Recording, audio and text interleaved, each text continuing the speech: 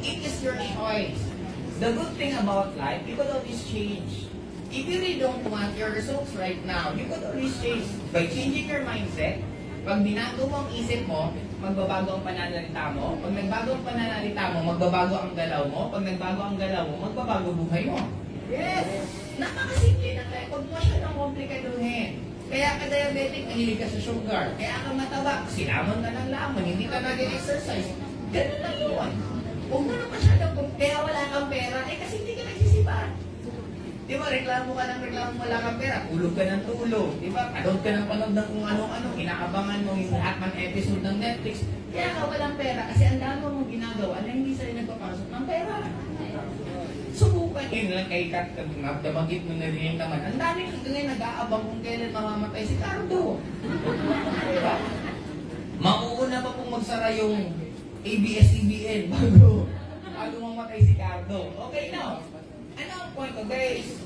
Always remember this. May mga ibang business establishment na pinag-aralan nila po tayo ng sobra.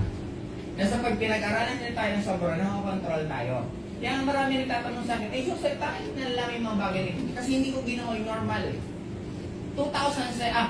to be exact, 2003, nung na-open na po ako sa networking, that is the last time na nanood po ako ng TV.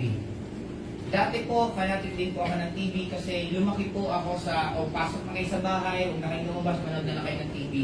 Lumaki po ako sa generation na gano'n na memorize lahat ng episode simula umaga hanggang gabi, Monday to Sunday, memorize lahat ng episodes. Nung narinig ko po sa seminar ng networking, sabi nila, stop watching TV. Nag-stop po talaga ako. Nakakapanood na lang ng TV minsan pag nasa hotel. Halimbawa, nag-aantay ako ng schedule ko or maliligo pa lang, tapos may TV naman. Minsan nakakapanood, pero very rare. Kaya nga sabi ko, ang susunod, mauuso ang bahay na wala ng mga TV. Kasi ako ang bahay sa Bicol, 1, 2, 3, 4, 5. Siguro 7 ang TV namin. Pero halos hindi rin, ang nanonood lang lagi si Papa, pero daras hindi naman nagkagamit.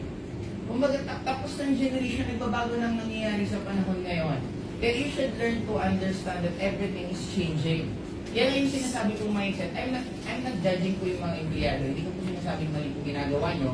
Ang sinasabi ko lang, kung gusto nyo yumaman, hindi po kayo yaman dito kasi design siya na hindi kayo yumaman. Design siya na bibigyan ka lang ng sakto.